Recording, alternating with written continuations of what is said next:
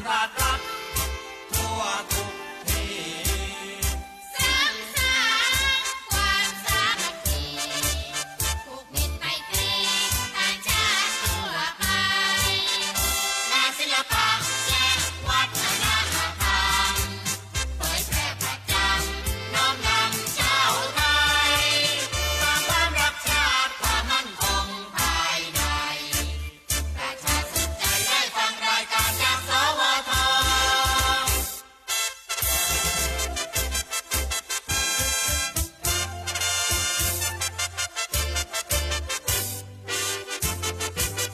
สถานีวิทยุกระจายเสียงแห่งประเทศไทยทำงานมั่นใจในด้านข่าวสารให้ความรู้ทั่วทุกด้าน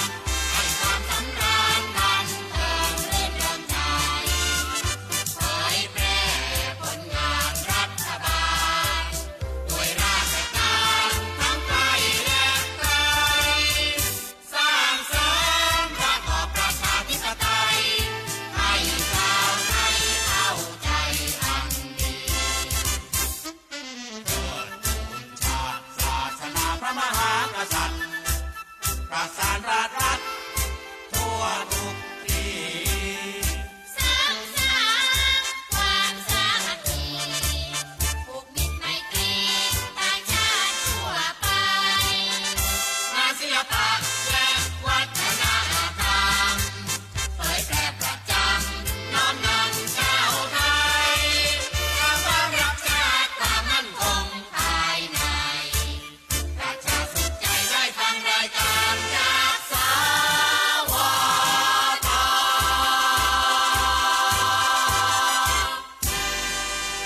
อรุณสวัสดิ์ค่ะท่านผู้ฟังที่นี่สถานีวิทยุกระจายเสียงแห่งประเทศไทยจังหวัดลำปางสถานีเพื่อบริการข้อมูลข่าวสารหน่วยงานภาครัฐและท้องถิ่นที่เชื่อถือได้ถูกต้องรวดเร็วพร้อมพัฒนาคุณภาพชีวิตประชาชนชาวลำปางให้ดีขึ้นอย่างยั่งยืนทำการส่งกระจายเสียงในระบบ FM ความถี่ 97 เมกะเฮิรตซ์จากอาคารห้องส่งเลขที่ 420 ถนนพหลโยธิน ตำบลหัวเวียง อำเภอเมือง จังหวัดลำปาง ตั้งแต่เวลา 5 นาฬิกาถึง 24 นาฬิกา เป็นประจำทุกวัน มีนางสาวเดือนอินตะเป็นผู้อำนวยการสถานี ช่างเทคนิคประกอบด้วย นายประสานทิมทอง นายแหลมเพชรนันตาแสง นายอิทธิพลปวงจันทร์ นายภูพิงพงศิริแสน และว่าที่ร้อยตรีอาทิตย์วรรณวารีสำหรับผู้ประกาศประกอบด้วย นางกาญจนาอินทา นายบรรหารสุยะ นางอัชราพรปวงจันทร์ และนางสาวชุติการเหล่าชัยค่ะวิทยุแห่งประเทศไทยให้ความรู้คู่ความสุข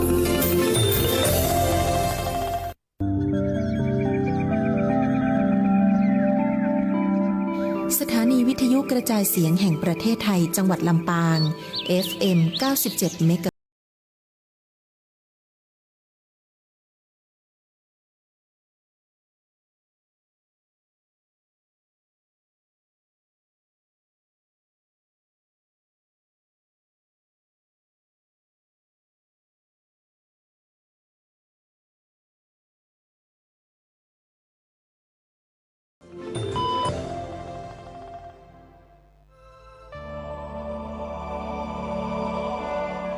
สถานีวิทยุกระจายเสียงแห่งประเทศไทยกรมประชาสัมพันธ์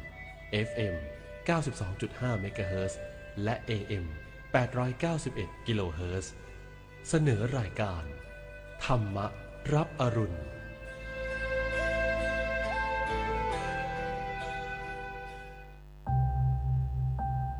สถานีวิทยุกระจายเสียงแห่งประเทศไทยนำเสนอรายการธรรมรับอรุณโดยมูลนิธิปัญญาภาวนากับพระมหาไพบูลย์อาภีปุณโญในทุกวันพฤหัสเป็นช่วงกลางประสูติที่เป็นกลางข้อมูลที่มีบทพยัญชนะและความหมายที่ลึกซึ้งงดงามน่าฟังตั้งแต่ต้น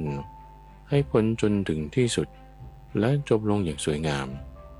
เป็นประสูติเรื่องราวที่มาในพระไตรปิฎก ที่เมื่อฟังแล้วจะมีการตกผลึกของความคิดเกิดเป็นความคล่องปากจำได้ขึ้นใจแทงตลอดด้วยปัญญาอย่างดีเป็นสัมมาทิฏฐิได้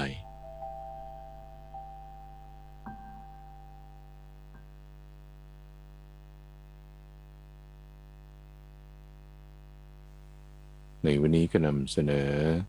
เรื่องของแผ่นดินไหวที่เกิดโดยฤทธิ์โดยในพระสูตรแรกตรัสตอบคำถามของท่านพระอานนท์ที่สังเกตเห็นแผ่นดินไหวอย่างรุนแรงในวาระกล่าวที่ได้ปลงอายุสังขารเหตุ8ประการที่นอกเหนือจากเรื่องเกี่ยวกับพระพุทธเจ้าและเหตุตามธรรมชาติแล้วก็ยังมีเรื่องของความที่มีผู้มีฤทธิ์บันดาลจึงได้นำประสูตรเกี่ยวกับการที่ท่านพระมหาโมคคัลลานะได้เคยทำปราสาทของมิครามารดาและปราสาทของท้าวสักกะเทวราชให้หวั่นไหวมาแล้วเป็นประสูตรที่มาในสังยุตตนิกายและมัชฌิมนิกายมาประกอบให้ท่านผู้ฟังได้ฟังด้วยซึ่งถ้าเมื่อเราฟังแล้วจะทำให้เป็นผู้ที่ไม่ประมาทปรารภความเพียรมีใจเด็ดเดี่ยวในการปฏิบัติธรรมอยู่อย่างต่อเนื่องต่อไปได้ขอเชิญรับฟังพระสูตรว่าด้วยเหตุที่ทำแผ่นดินไหวครั้งใหญ่ภูมิจารสูตรอังคุตรนิกายเล่มที่23ข้อที่70มีในสมัยหนึ่งพระผู้มีพระภาคประทับอยู่ณกูตาการศาลาในป่ามหาวันเขตกรุงเวสาลีครั้นนั้นในเวลาเช้าพระผู้มีพระภาคทรงครองสบงถือบาทและจีวรเสด็จเข้าไปยังกรุงเวสาลีเพื่อบิณฑบาต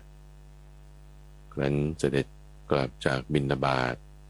หลังจากเสวยพระกรยาหารเสร็จแล้วจึงรับสั่งเรียกท่านพระอานนท์แล้วตรัสว่าอานนท์เธอจงถือผ้าปูนั่งไปเราจะไปนั่งพักกลางวันที่ป่าวาลเจดีย์ท่านพระอานนท์ทูลรับสนองพระดำรัสแล้วถือผ้าปูนั่งตามเสด็จพระผู้มีพระภาคเจ้าไปข้างหลังครั้นพระผู้มีพระภาคเสด็จเข้าไปยังป่าวาลเจดีย์ประทับนั่งบนพุทธาสน์ที่ปูลาดไว้จึงได้ตรัสกับท่านพระอานนท์ดังนี้ว่าอานนท์กรุงเวสาลีนี้น่ารื่นรมอุเทนะเจดีย์น่ารื่นรมโคตมกะเจดีย์น่ารื่นรมพหุปุตตกะเจดีย์น่ารื่นรมสัตตัมภะเจดีย์น่ารื่นรมสารันทะเจดีย์น่ารื่นรมปาวาลเจดีย์น่ารื่นรมก็อิทธิบาทสี่ที่เมื่อผู้ใดผู้หนึ่งเจริญทำให้มากแล้วทำให้เป็นดุจญาณแล้วทำให้เป็นที่ตั้งแล้วให้ตั้งมั่นแล้วสั่งสมแล้วปรารภดีแล้วผู้นั้นเมื่อมุ่งหวังพึงดำรงอยู่ได้1 กัปหรือเกินกว่า1 กัปก็อิทธิบาทสี่เมื่อตถาคตเจริญแล้วทำให้มากแล้วทำให้เป็นดุจญาณแล้วทำให้เป็นที่ตั้งแล้วให้ตั้งมั่นแล้วสั่งสมแล้วปรารภดีแล้วตถาคตเมื่อมุ่งหวังพึงดำรงอยู่ได้1 กัปหรือเกินกว่า1 กัปเมื่อพระผู้มีพระภาคทรงทำนิมิตที่ชัดแจ้งทรงทำโอกาสที่ชัดเจนแม้อย่างนี้ท่านพระอานนท์ก็มิอาจรู้ทันจึงไม่ได้กราบทูลวิงวอนกับพระผู้มีพระภาค โดยควรว่าข้าแต่พระองค์ผู้เจริญขอพระผู้มีพระภาคโปรดดำรงพระชนชีพอยู่ตลอดกับขอพระสุคตโปรดดำรงพระชนชีพอยู่ตลอดกับเพื่อเกื้อกูลแก่คนเป็นอันมากเพื่อความสุขแก่คนหมู่มากเพื่ออนุเคราะห์ชาวโลกเพื่อประโยชน์เกื้อกูลเพื่อความสุขแก่เทวดาและมนุษย์ทั้งหลายที่ไม่กราบทูลดังนี้เพราะท่านถูกมารดลใจแม้ครั้งที่สองและแม้ครั้งที่สามพระผู้มีพระภาคก็ได้ตรัสกับท่านพระอานนท์ว่าอานนท์กรุงเวสาลีนี้น่ารื่นรมอุเทนะเจดี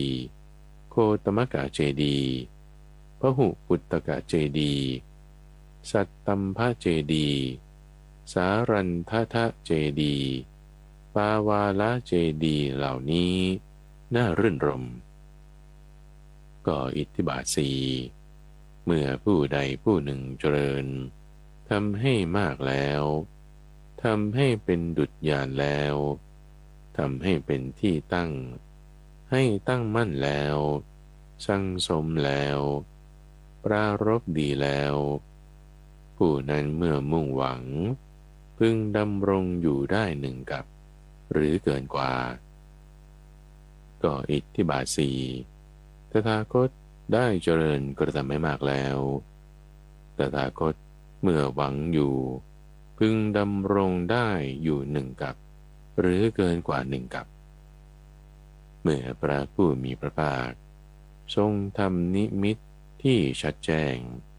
ทรงทำโอกาสที่ชัดเจนแม้อย่างนี้ท่านพระอานนท์ก็ไม่อาจรู้ทันจึงไม่ได้กราบทูลวิงวอนอย่างนี้ว่าข้าแต่พระองค์ผู้เจริญขอพระผู้มีพระภาคโปรดดำรงพระชนชีพอยู่ตลอดกับขอพระสุคตโปรดดำรงพระชนชีพอยู่ตลอดกับเพื่อเกื้อกูลแก่คนหมู่มากเพื่อความสุขแก่คนหมู่มากเพื่ออนุเคราะห์ชาวโลกเพื่อประโยชน์เพื่อเกื้อกูลเพื่อความสุขแก่เทวดาและมนุษย์ทั้งหลายที่ไม่ได้ทำดังนั้นเพราะท่านถูกมารดลใจหลังจากนั้นพระผู้มีพระภาคจึงได้ตรัสกับท่านพระอานนท์ว่าอานนท์ไปเถิดเธอจงกำหนดเวลาที่สมควรบัดนี้ท่านพระอานนท์ทูลรับสนองพระดำรัสแล้วลุกจากอาสนะถวายอภิวาทพระผู้มีพระภาคกระทำประทักษิณแล้วนั่งที่โคนไม้ต้นหนึ่งซึ่งไม่ไกลจากพระผู้มีพระภาคครั้นเมื่อท่านพระอานนท์จากไปไม่นานมารผู้ใจบาปได้เข้ามากราบทูลกับพระผู้มีพระภาคว่าข้าแต่พระองค์ผู้เจริญบัดนี้ขอพระผู้มีพระภาคจงปรินิพพานเถิดขอพระสุคตจงปรินิพพานเถิดเวลานี้เป็นเวลาปรินิพพานของพระผู้มีพระภาคก็พระผู้มีพระภาคได้เคยตรัสวาจานี้ไว้ว่าเราจะยังไม่ปรินิพพานตราบเท่าที่ภิกษุสาวกของเรายังไม่เฉียบแหลมไม่ได้รับการแนะนำไม่แกล้วกล้าไม่บรรลุธรรมอันเกษมจากโยคะไม่เป็นผู้หูสูตรไม่ทรงธรรมไม่ปฏิบัติธรรมสมควรแก่ธรรมไม่ปฏิบัติชอบยิ่งไม่ประพฤติตามธรรมเรียนกับอาจารย์ของตนแล้วแต่ก็ยังบอกแสดงบัญญัติกำหนดเปิดเผยจำแนกแจกแจงทำให้ง่ายไม่ได้ยังแสดงธรรมมีปาฏิหาริย์ปราบปรัตปวาทะที่เกิดขึ้น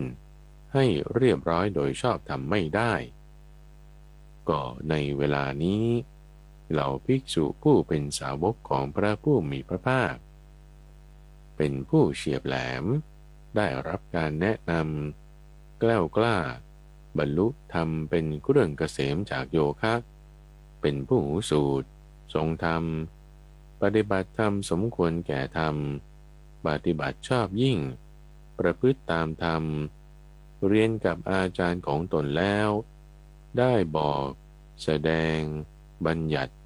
กำหนดเปิดเผยจำแนกทำให้ง่ายได้แสดงธรรมมีปาฏิหาริย์ปราบปรับปวาทะที่เกิดขึ้นให้เรียบร้อยโดยชอบทำได้แล้วข้าแต่พระองค์ผู้เจริญบัดนี้ขอพระผู้มีพระภาคโปรดปรินิพพานเถิดขอพระสุคตโปรดปรินิพพานเถิดเวลานี้เป็นเวลาปรินิพพานของพระผู้มีพระภาคแล้วก็พระผู้มีพระภาคได้เคยตรัสวาจานี้ไว้ว่าเราจะยังไม่ปรินิพพานตราบเท่าที่ภิกษุณีผู้สาวิกาตราบเท่าที่อุบาสกผู้สาวกตราบเท่าที่อุบาสิกาผู้สาวิกาของเรายังไม่เฉียบแหลมไม่ได้รับคำแนะนำไม่กล้ากล้าไม่บรรลุธรรมอันเป็นแดนเกษมจากโยคะยังไม่เป็นพหูสูตรยังไม่ทรงธรรมไม่ปฏิบัติธรรมสมควรแก่ธรรมไม่ปฏิบัติชอบยิ่งไม่ประพฤติตามธรรมยังต้องเรียนความรู้จากอาจารย์ของตนยังไม่สามารถบอกแสดงบัญญัติกำหนดเปิดเผยจำแนกแจกแจงทำให้ง่ายยังแสดงธรรมมีปฏิหารปราบปรับปวาทะที่เกิดขึ้น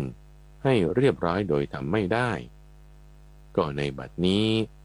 พระผู้มีพระภาคมีภิกษุณีผู้สาวิกาอุบาสกผู้สาวก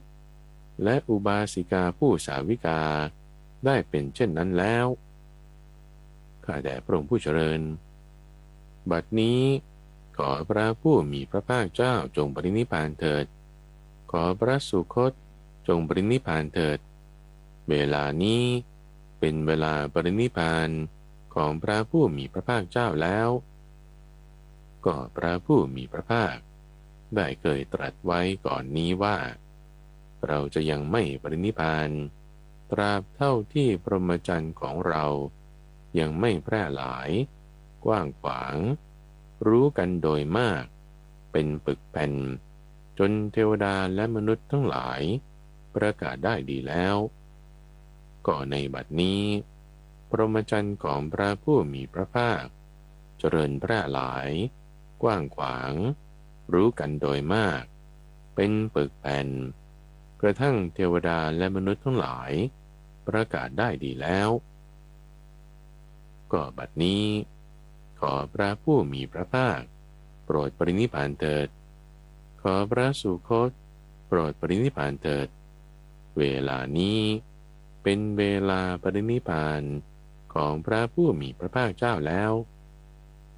พระผู้มีพระภาคจึงได้ตรัสว่ามารผู้ใจบาปท่านจงขวนขวายน้อยเถิดไม่นานนักตถาคตจะปรินิพพานจากนี้ไปอีก3 เดือนตถาคตจะปรินิพพานเวลานั้นพระผู้มีพระภาคทรงมีสติสัมปชัญญะปลงอายุสังขารแล้วณปาวาลเจดีย์เมื่อพระองค์ทรงปลงพระชนมายุสังขารแล้วได้เกิดแผ่นดินไหวครั้งใหญ่น่าสะพรึงกลัวขนพองสยองกล้าวทั้งกองทิพย์ก็บรรเลงขึ้นเมื่อพระผู้มีพระภาคทรงทราบความนั้นแล้วจึงได้เปล่งอุทานในเวลานั้นว่ามุนีละกรรมทั้งที่ช่างได้และช่างไม่ได้อันเป็นเหตุก่อกำเนิดเป็นเครื่องปรุงแต่งภพได้แล้วยินดีในภายในมีใจมั่นคงทำลายกิเลสที่เกิดในตนได้เหมือนนักรบทำลายเกราะได้ฉะนั้นลำดับนั้นท่านพระอานนท์ ได้มีความคิดดังนี้ว่าแผ่นดินไหวครั้งนี้รุนแรงจริงแผ่นดินไหวครั้งนี้รุนแรงจริงๆน่าสะพรึงกลัวขนพองสยองกล้าวทั้งกลองทิพย์ก็ดังกึกก้องอะไรหนอเป็นเหตุเป็นปัจจัยที่ให้แผ่นดินไหวอย่างรุนแรงนี้ต่อมาท่านพระนนท์จึงเข้าไปเฝ้าพระผู้มีพระภาคถึงที่ประทับถวายอาภิวาทแล้วนั่งณที่สมควรได้กราบทูลกับพระผู้มีพระภาคว่าข้าแต่พระองค์ผู้เจริญแผ่นดินไหวครั้งนี้รุนแรงจริงแผ่นดินไหวครั้งนี้รุนแรงจริงๆน่าสะพรึงกลัวขนพองสยองกล้าวทั้งกลองทิพย์ก็ดังกึกก้องอะไรน้อแลเป็นเหตุเป็นปัจจัยให้แผ่นดินไหวอย่างรุนแรงพระผู้มีพระภาคจึงได้ตรัสตอบว่าอานนท์เหตุปัจจัย8ประการนี้ทำให้แผ่นดินไหวอย่างรุนแรง8อย่างอะไรบ้างคือ 1. มหาปฐพีนี้ตั้งอยู่บนน้ำน้ำตั้งอยู่บนลมลมตั้งอยู่บนอากาศเวลาที่ลมพายุพัดแรงย่อมทำให้น้ำกระเพื่อมน้ำที่กระเพื่อมย่อมทำให้แผ่นดินไหวตามนี้เป็นเหตุปัจจัยประการที่ 1ที่ทำแผ่นดินไหวอย่างรุนแรงข้อที่ 2สมณะหรือพราหมณ์ผู้มีฤทธิ์เชี่ยวชาญทางจิตหรือเหล่าเทวดาผู้มีฤทธิ์มากมีอานุภาพมากได้เจริญปฐวีสัญญานิดหน่อยแต่เจริญอาโปสัญญาจนหาประมาณไม่ได้จึงทำให้แผ่นดินนี้ไหวสั่นสะเทือนเลื่อนลั่นนี้เป็นเหตุปัจจัยประการที่ 2ที่ทำให้แผ่นดินไหวอย่างรุนแรงข้อที่ 3คราวที่พระโพธิสัตว์มีสติสัมปชัญญะจุติคือเคลื่อนจากภพดุสิตเสด็จสู่พระคันของพระมารดาแผ่นดินนี้ก็หวั่นไหวสั่นสะเทือนเลื่อนลั่นนี้เป็นเหตุปัจจัยประการที่ 3ที่ทำให้แผ่นดินไหวอย่างรุนแรงข้อที่ 4คราวที่พระโพธิสัตว์มีสติสัมปชัญญะประสูติจากพระคันของพระมารดาแผ่นดินนี้ก็หวั่นไหวสั่นสะเทือนเลื่อนลั่นนี้เป็นเหตุปัจจัยประการที่ 4ที่ทำให้แผ่นดินไหวอย่างรุนแรงข้อที่ 5คราวที่ตถาคตตรัสรู้อนุตตรสัมมาสัมโพธิญาณแผ่นดินนี้ก็หวั่นไหวสั่นสะเทือนเลื่อนลั่นนี้เป็นเหตุปัจจัยประการที่ 5ที่ทำให้แผ่นดินไหวอย่างรุนแรงข้อที่ 6คราวที่พระตถาคตแสดงธรรมจักรอันยอดเยี่ยมให้เป็นไปแผ่นดินนี้ก็หวั่นไหวสั่นสะเทือนเลื่อนลั่นนี้เป็นเหตุปัจจัยประการที่ 6ที่ทำให้แผ่นดินไหวอย่างรุนแรงข้อที่ 7คราวที่ตถาคตมีสติสัมปชัญญะปลงอายุสังขารแผ่นดินนี้ก็หวั่นไหวสั่นสะเทือนเลื่อนลั่นนี้เป็นเหตุปัจจัยประการที่ 7ที่ทำให้แผ่นดินไหวอย่างรุนแรงข้อที่ 8คราวที่พระตถาคตปรินิพพานด้วยอนุปาทิเสสนิพพานธาตุแผ่นดินนี้ก็หวั่นไหวสั่นสะเทือนเลื่อนลั่นนี้เป็นเหตุปัจจัยประการที่ 8ที่ทำให้แผ่นดินไหวอย่างรุนแรงอานนท์ เหตุปัจจัย8ประการเหล่านี้แลที่ทำให้แผ่นดินไหวอย่างรุนแรงภูมิจาลสูตรจบพระสูตรว่าด้วยวิธีการเจริญอิทธิบาทสี่ปุพพสูตรสังยุตตนิกายเล่มที่19ข้อที่1136มีในสมัยหนึ่งพระผู้มีพระภาคประทับอยู่ที่พระนครสาวัตถีตรัสกับภิกษุทั้งหลายว่าภิกษุทั้งหลายเมื่อก่อนแต่การตรัสรู้เมื่อเรายังไม่ได้ตรัสรู้ยังเป็นโพธิสัตว์อยู่ได้มีความคิดอย่างนี้ว่าอะไรหนอเป็นเหตุเป็นปัจจัยของการเจริญอิทธิบาทก็เราได้มีความคิดอย่างนี้ว่าก็ภิกษุในธรรมวินัยนี้ย่อมเจริญอิทธิบาท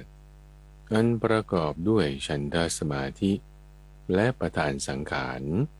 ดังนี้ว่าฉันทะของเราจะไม่ย่อหย่อนเกินไปไม่ต้องประคองเกินไปไม่หดหู่ในภายในไม่ฟุ้งซ่านไปในภายนอกและเธอมีความสำคัญในเบื้องหลังและเบื้องหน้าอยู่ว่าเบื้องหน้าฉันใดเบื้องหลังก็ฉันนั้นเบื้องหลังฉันใดเบื้องหน้าก็ฉันนั้นเบื้องล่างฉันใดเบื้องบนก็ฉันนั้นเบื้องบนฉันใดเบื้องล่างก็ฉันนั้นกลางวันฉันใดกลางคืนก็ฉันนั้นกลางคืนฉันใดกลางวันก็ฉันนั้นเธอมีใจเปิดเผยไม่มีอะไรหุ้มห่ออบรมจิตใจให้สว่างอยู่ภิกษุย่อมเจริญอิทธิบาทอันประกอบด้วยวิริยะสมาธิและประธานสังขารย่อมเจริญอิทธิบาทอันประกอบด้วยจิตตสมาธิและประธานสังขารภิกษุย่อมเจริญอิทธิบาทอันประกอบด้วยวิมังสาสมาธิและประธานสังขารดังนี้ว่าวิมังสาของเราจะไม่ย่อหย่อนเกินไปไม่ต้องประคองเกินไปไม่หดหู่ในภายในไม่ฟุ้งซ่านไปภายนอกและเธอมีความสำคัญในเบื้องหลังและเบื้องหน้าอยู่ว่าเบื้องหน้าฉันใดเบื้องหลังก็ฉันนั้นเบื้องหลังฉันใดเบื้องหน้าก็ฉันนั้นเบื้องล่างฉันใดเบื้องบนก็ฉันนั้นเบื้องบนฉันใดเบื้องล่างก็ฉันนั้นกลางวันฉันใดกลางคืนก็ฉันนั้นกลางคืนฉันใดกลางวันก็ฉันนั้นเธอมีใจเปิดเผยไม่มีอะไรหุ้มห่ออบรมจิตให้สว่างอยู่ภิกษุนั้นเมื่อกระทำให้มากซึ่งอิทธิบาทสี่อย่างนี้ย่อมแสดงฤทธิ์ได้หลายอย่างคือคนเดียวเป็นหลายคนก็ได้หลายคนเป็นคนเดียวก็ได้ทำให้ปรากฏก็ได้ทำให้หายไปก็ได้ทะลุฝากำแพงภูเขาไปได้ไม่ติดขัดเหมือนไปในที่ว่างก็ได้ผุดขึ้นดำลงในแผ่นดินเหมือนในน้ำก็ได้เดินบนน้ำไม่แตกเหมือนเดินบนแผ่นดินก็ได้เหาะไปในอากาศเหมือนนกก็ได้ลูบคลำพระจันทร์พระอาทิตย์ซึ่งมีฤทธิ์มีอานุภาพมากอย่างนี้ด้วยฝ่ามือได้ใช้อำนาจทางกายไปตลอดพรหมโลกได้ภิกษุเมื่อเจริญกระทำให้มาก ซึ่งอิทธิบาทสี่อย่างนี้ย่อมได้ยินเสียงสองชนิดคือเสียงทิพย์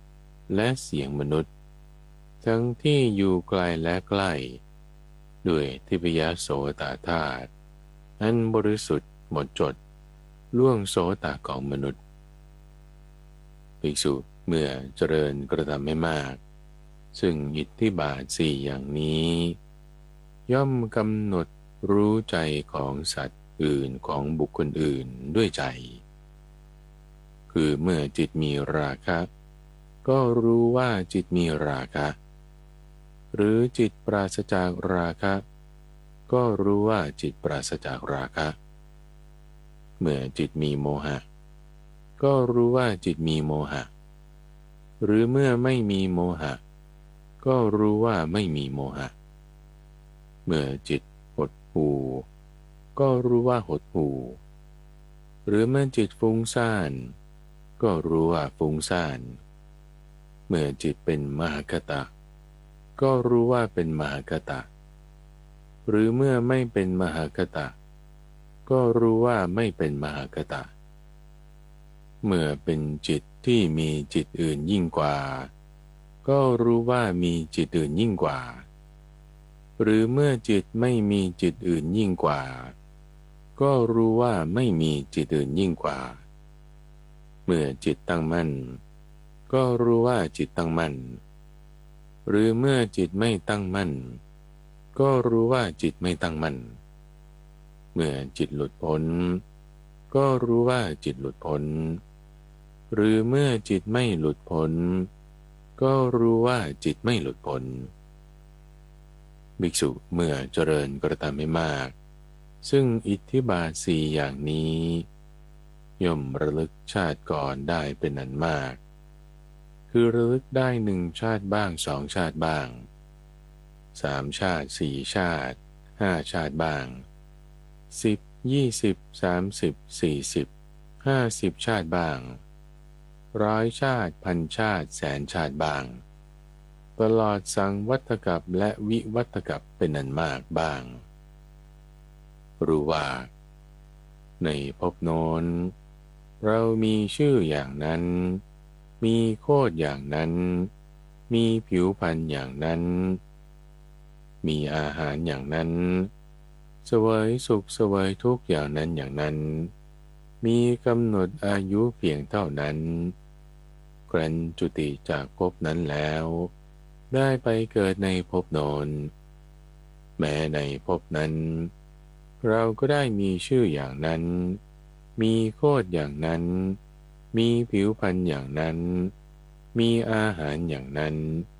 เสวยสุขและทุกข์อย่างนั้นอย่างนั้นมีกำหนดอายุเพียงเท่านั้นครั้นจุติจากภพนั้นแล้วได้มาเกิดในภพนี้เธอย่อมระลึกถึงชาติก่อนได้เป็นอันมากพร้อมทั้งอาการพร้อมทั้งอุเทศด้วยประการฉนี้ภิกษุเมื่อเจริญกระทำไม่มากซึ่งอิทธิบาทสี่อย่างนี้แล้ว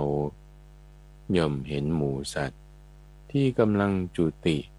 กำลังอุบัติเลวประณีตมีผิวพรรณดีมีผิวพรรณสามได้ดีตกยากด้วยทิพยจักษุอันบริสุทธิ์หมดจดล่วงจักษุของสามัญมนุษย์ย่อมรู้ชัดซึ่งหมู่สัตว์ผู้เป็นไปตามกรรมว่าสัตว์เหล่านี้ประกอบด้วยกายทุจริตวจีทุจริตมโนทุจริตติเตียนพระอริยเจ้าเป็นมิจฉาทิฏฐิยึดมั่นการกระทำด้วยอำนาจมิจฉาทิฏฐิเมื่อตายไปย่อมเข้าถึงอบายทุกขติวินิบาตและนรกส่วนสัตว์เหล่านี้ประกอบด้วยกายสุจริตวจีสุจริตมโนสุจริตไม่ติเตียนพระอริยเจ้าเป็นสัมมาทิฏฐิยึดมั่นการกระทำด้วยอำนาจสัมมาทิฏฐิเมื่อตายไปย่อมเข้าถึงสุคติ โลกสวรรค์เธอย่อมเห็นหมูสัตว์ที่กำลังจุติกำลังอุบัติเลวประณีตมีผิวพรรณดีมีผิวพรรณทรามได้ดีตกยากด้วยทิพยจักษุอันบริสุทธิ์หมดจดล่วงจักษุของสามัญมนุษย์ย่อมรู้ถึงหมู่สัตว์ผู้เป็นไปตามกรรมด้วยประการฉนี้ภิกษุเมื่อเจริญกระทำให้มากซึ่งอิทธิบาทสี่อย่างนี้ย่อมกระทำให้แจ้งซึ่งเจโตวิมุตติปัญญาวิมุตติอันหาอาสวะมิได้เพราะอาสวะทั้งหลายสิ้นไปด้วยปัญญาอันยิ่งเองในปัจจุบันนี้แล้วตั้งอยู่ในธรรมได้บุพพสูตรว่าด้วยวิธีการเจริญอิทธิบาทสี่จบพระสูตรว่าด้วยวิธีการเจริญอิทธิบาทสี่วิพังคสูตรสังยุตตนิกายเล่มที่19ข้อที่1179ภิกษุทั้งหลายอิทธิบาทสี่เหล่านี้เมื่อภิกษุเจริญกระทำให้มากแล้วย่อมมีผลมากมีอานิสงส์มากก็อิทธิบาทสี่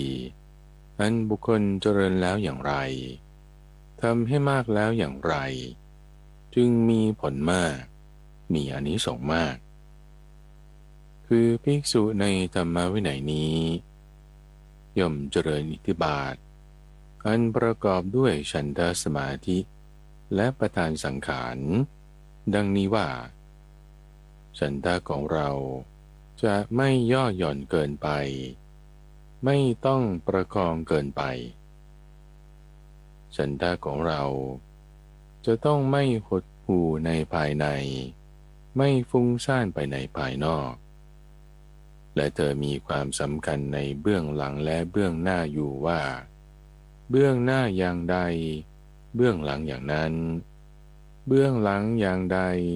เบื้องหน้าก็อย่างนั้นเบื้องล่างฉันใดเบื้องบนฉันนั้นเบื้องบนฉันใดเบื้องล่างก็ฉันนั้นกลางวันฉันใดกลางคืนก็ฉันนั้นกลางคืนฉันใดกลางวันก็ฉันนั้นเธอมีจิตเปิดเผยไม่มีอะไรหุ้มห่อ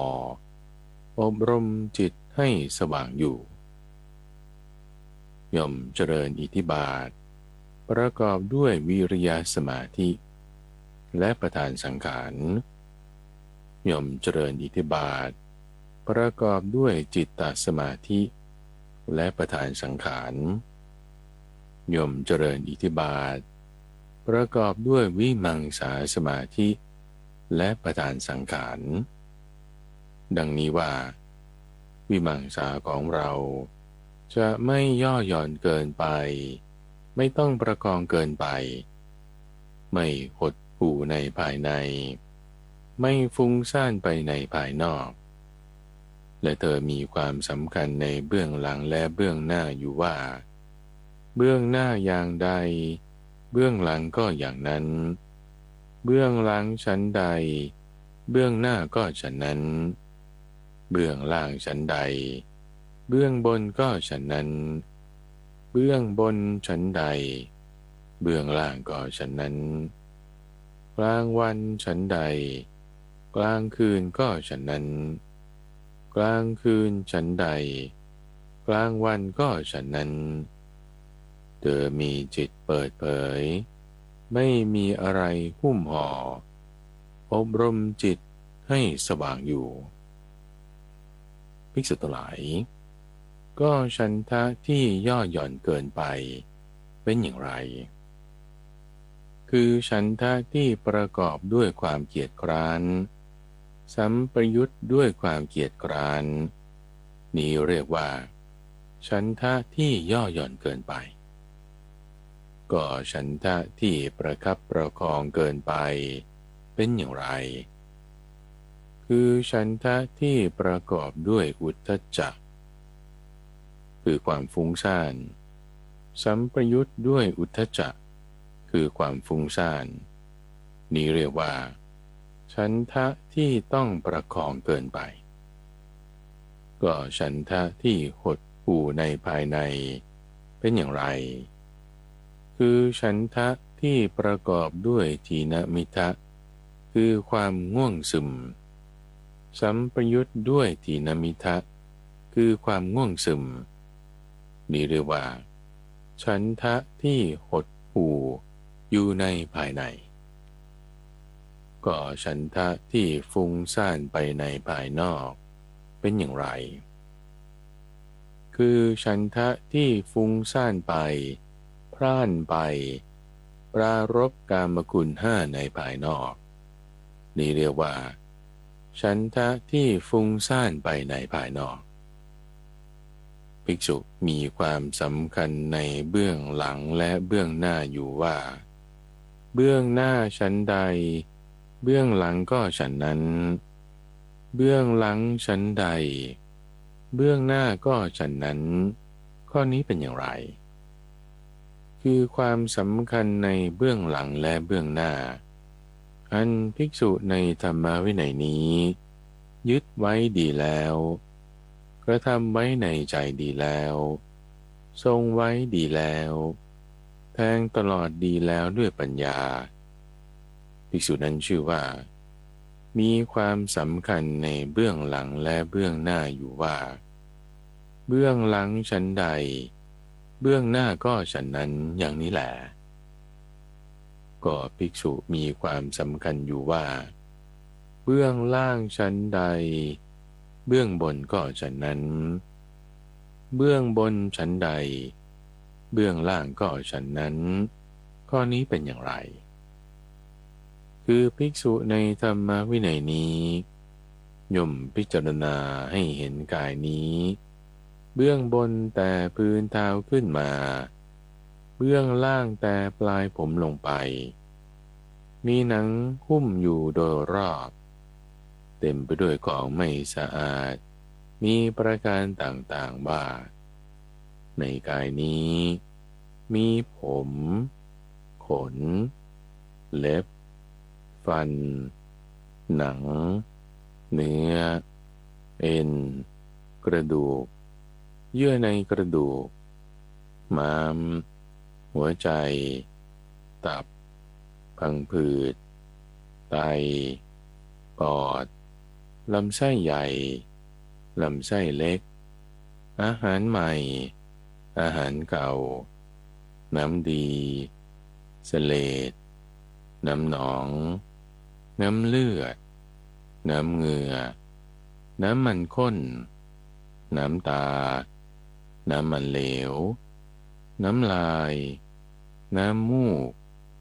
น้ำไขข้อและน้ำมูดคือปัสสาวะภิกษุชื่อว่ามีความสำคัญอยู่ว่าเบื้องล่างฉันใดเบื้องบนก็ฉันนั้นเบื้องบนฉันใด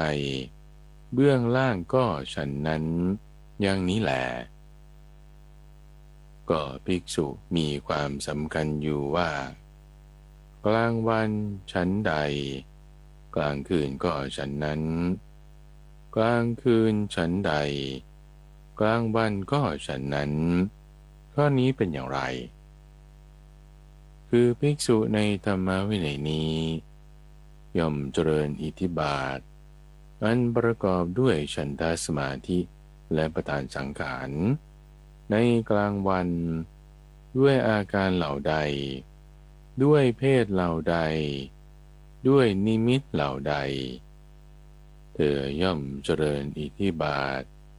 อันประกอบด้วยฉันทสมาธิและประธานสังขารในกลางคืนด้วยอาการเหล่านั้นด้วยเพศเหล่านั้นด้วยนิมิตเหล่านั้นอีกอย่างหนึ่งภิกษุย่อมเจริญอิทธิบาทอันประกอบด้วยฉันทะสมาธิและประธานสังขารในกลางคืนด้วยอาการเหล่าใดด้วยเพศเหล่าใด ด้วยนิมิตเหล่าใดเธอย่อมเจริญอิทธิบาทอันประกอบด้วยฉันทสมาธิและประทานสังขารในกลางวันด้วยอาการเหล่านั้นด้วยเพศเหล่านั้นด้วยนิมิตเหล่านั้นภิกษุมีความสำคัญว่ากลางวันฉันใดกลางคืนก็ฉันนั้นกลางคืนฉันใดกลางวันก็ฉันนั้นอย่างนี้แหละก็ภิกษุมีจิตเปิดเผยไม่มีอะไรหุ้มห่ออบรมจิตให้สว่างอยู่เป็นอย่างไรคืออาโลกสัญญาคือความสำคัญว่าแสงสว่างอันภิกษุในธรรมวินัยนี้ยึดถือไว้ดีแล้วความสำคัญว่ากลางวันตั้งมั่นดีแล้วภิกษุมีใจเปิดเผยไม่มีอะไรหุ้มห่ออบรมจิตให้สว่างอยู่อย่างนี้แหละกรณีแห่งวิริยะจิตตะและวิมังสาก็กล่าวทำนองเดียวกันก็เมื่อภิกษุมีจิตเปิดเผยไม่มีอะไรหุ้มห่ออบรมจิตให้มีแสงสว่างอยู่อย่างนี้แลก็อิทธิบาทสี่อันภิกษุเจริญแล้วอย่างนี้ทำให้มากแล้วอย่างนี้ย่อมมีผลมากมีอานิสงส์มากภิกษุทั้งหลายภิกษุเมื่อเจริญทำให้มากซึ่งอิทธิบาทสี่อย่างนี้แล้วย่อมแสดงฤทธิ์ได้หลายอย่างคนเดียวเป็นหลายคนก็ได้หลายคนเป็นคนเดียวก็ได้ใช้อำนาจไปจนตลอดถึงพรหมโลกก็ได้เมื่อภิกษุเจริญกระทำให้มากซึ่งอิทธิบาทสี่อย่างนี้แลย่อมกระทำให้แจ้งซึ่งเจโตวิมุตติปัญญาวิมุตติอันหาอาสวะมิได้พระอาสวะทั้งหลายสิ้นไปด้วยปัญญาอันยิ่งเองในปัจจุบันนี้แล้วตั้งอยู่ในธรรมนั้นได้วิพังคสูตรปาสาทกัมปนวรรคที่สองจบพระสูตรว่าด้วยพระโมคคัลลานะแสดงฤทธิ์โมคคัลลานะสูตรสังยุตตนิกายเล่มที่19ข้อที่1154มีในสมัยหนึ่งพระผู้มีพระภาคประทับอยู่ณปราสาทของมิครมารดาในบุพพารามใกล้พระนครสาวัตถีสมัยนั้นภิกษุมากรูปที่อยู่อาศัยภายใต้ปราสาทของมิครมารดาเป็นผู้ฟุ้งซ่านอวดตัวมีจิตกวัดแกว่งปากกล้าพูดจาอื้อฉาวลืมสติไม่มีสัมปชัญญะมีจิตไม่ตั้งมั่นคิดจะสึกไม่สำรวมอินทรีย์เพราะนั้นพระผู้มีพระภาคจึงตรัสเรียกท่านพระมหาโมคคัลลานะมาแล้วตรัสว่าโมคคัลลานะสัพพรหมจารีเหล่านี้ที่อาศัยอยู่ภายใต้ปราสาทของมิครมารดาเป็นผู้ฟุ้งซ่านอวดตัวมีจิตกวัดแกว่งปากกล้าพูดจาอื้อฉาวลืมสติไม่มีสัมปชัญญะมีจิตไม่ตั้งมั่นคิดจะสึกไม่สำรวมอินทรีย์ไปเถิดโมคคัลลานะเธอจงยังภิกษุเหล่านั้นให้สังเวชท่านพระมหาโมคคัลลานะได้ทูลรับพระดำรัสของพระผู้มีพระภาคแล้วแสดงอิทธาภิสังขารให้ปราสาทของมิครมารดาสั่นสะเทือนสะท้านหวั่นไหวด้วยนิ้วหัวแม่เท้าเพราะนั้นภิกษุเหล่านั้นเกิดความสลดใจขนพองสยองกล่าวได้ไปยืนอยู่ณส่วนข้างหนึ่งพูดกันว่าน่าอัศจรรย์หนอ ไม่เคยมีมาเลยลมก็ไม่มีทั้งปราสาทของมิกรมารดานี้ก็มีรากลึกฝังไว้ดีแล้วจะโยกคลอนไม่ได้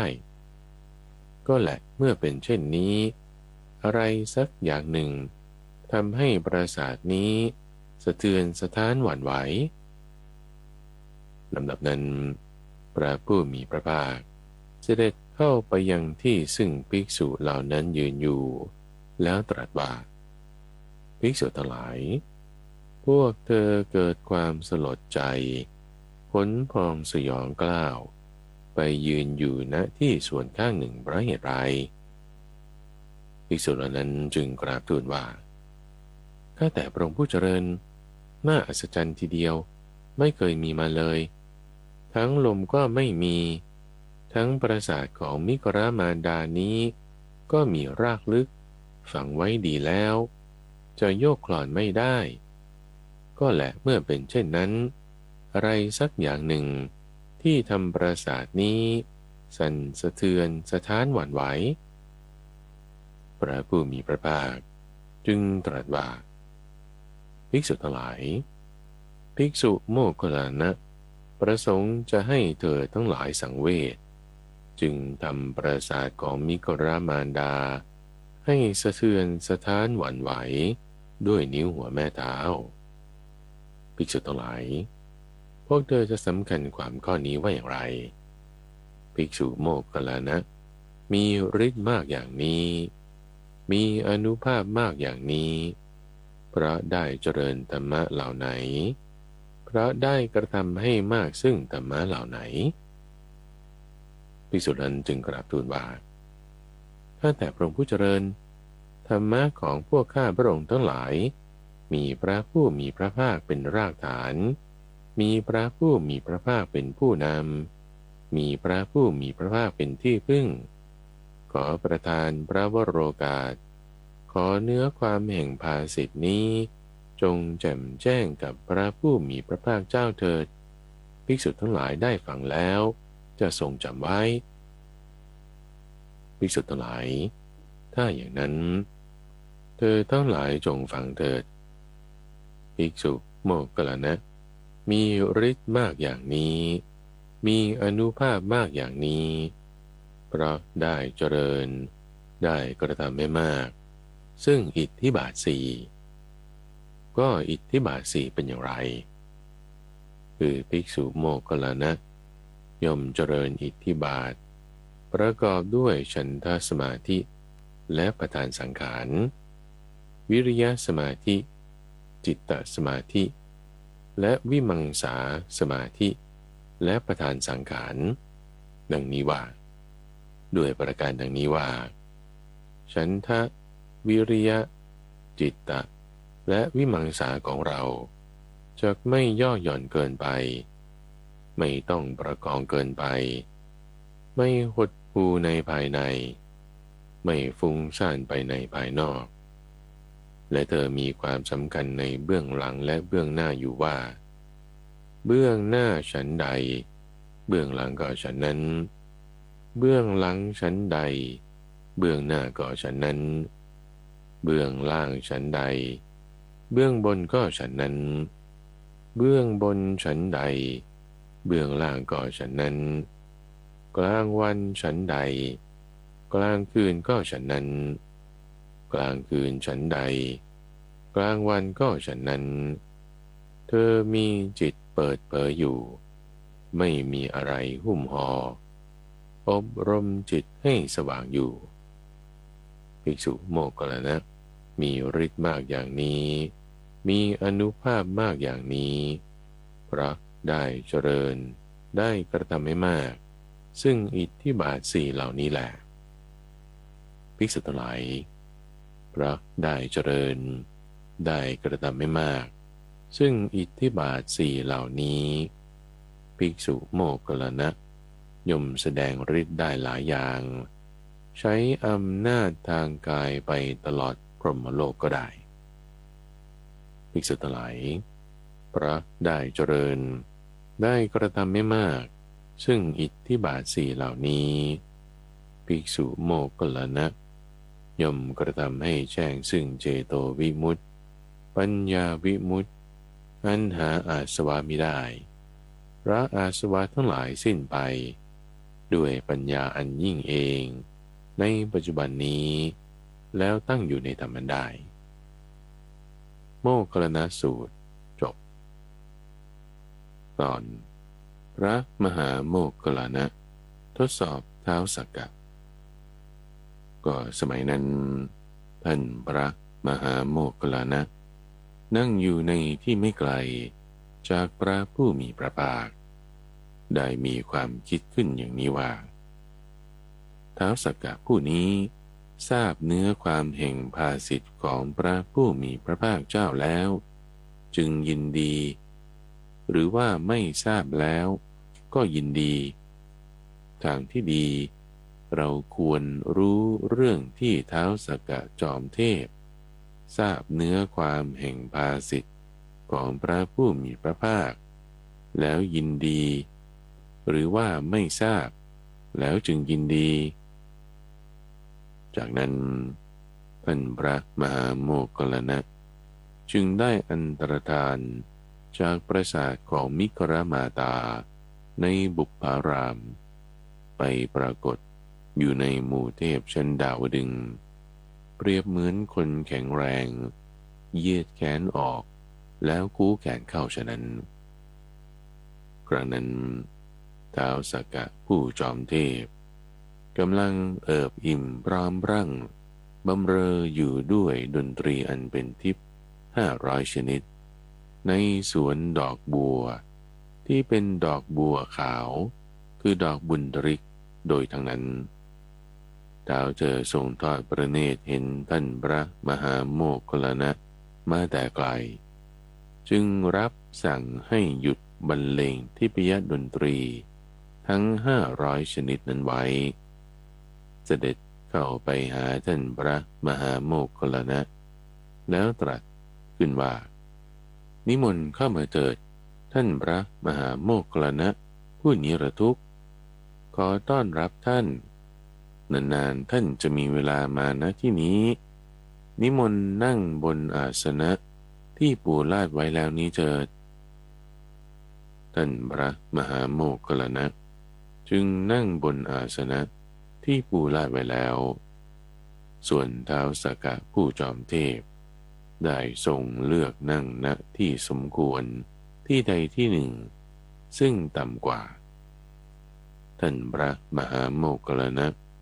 จึงทูลถามท้าวสักกะผู้เป็นจอมเทพว่า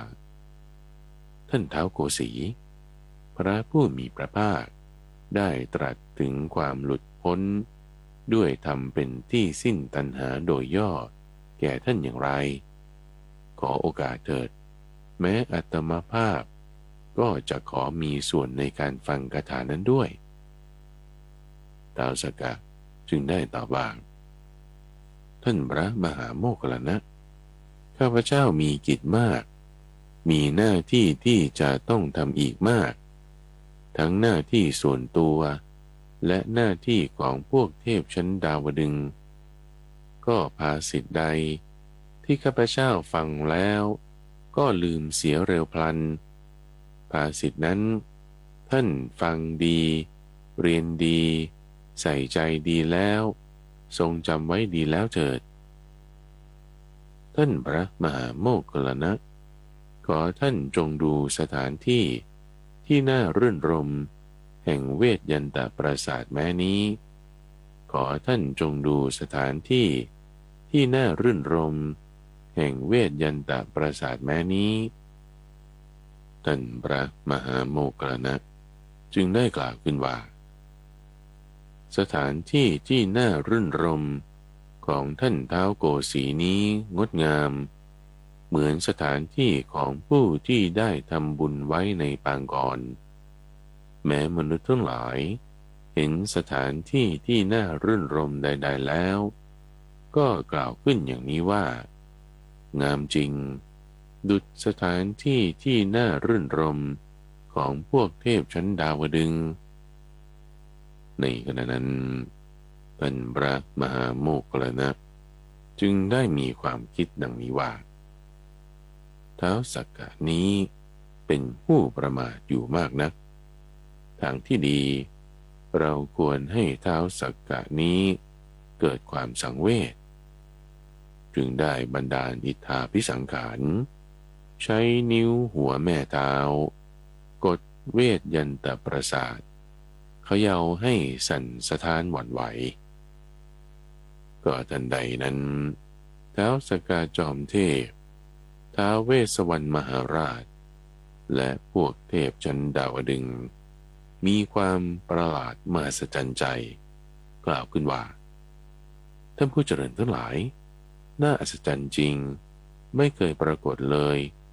พระสมณะผู้มีฤทธิ์มากมีอานุภาพมากใช้นิ้วหัวแม่เท้า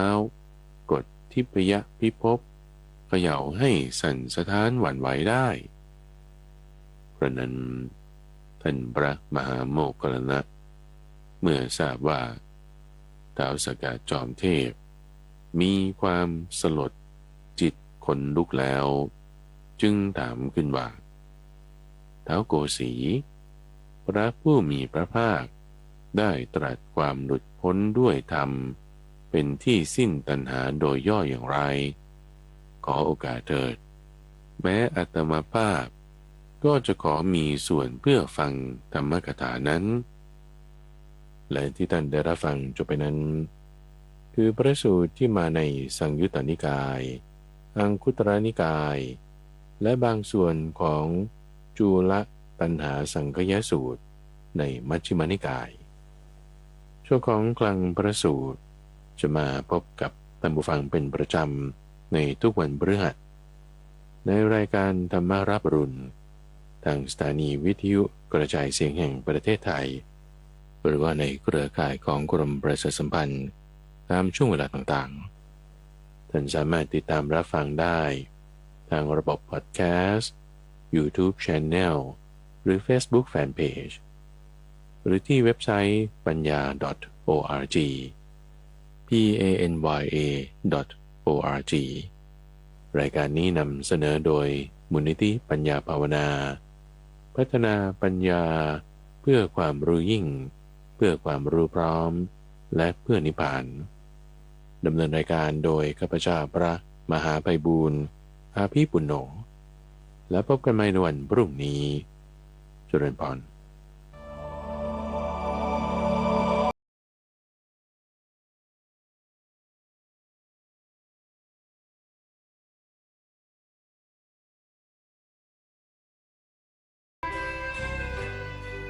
ติดตามรับฟังรายการ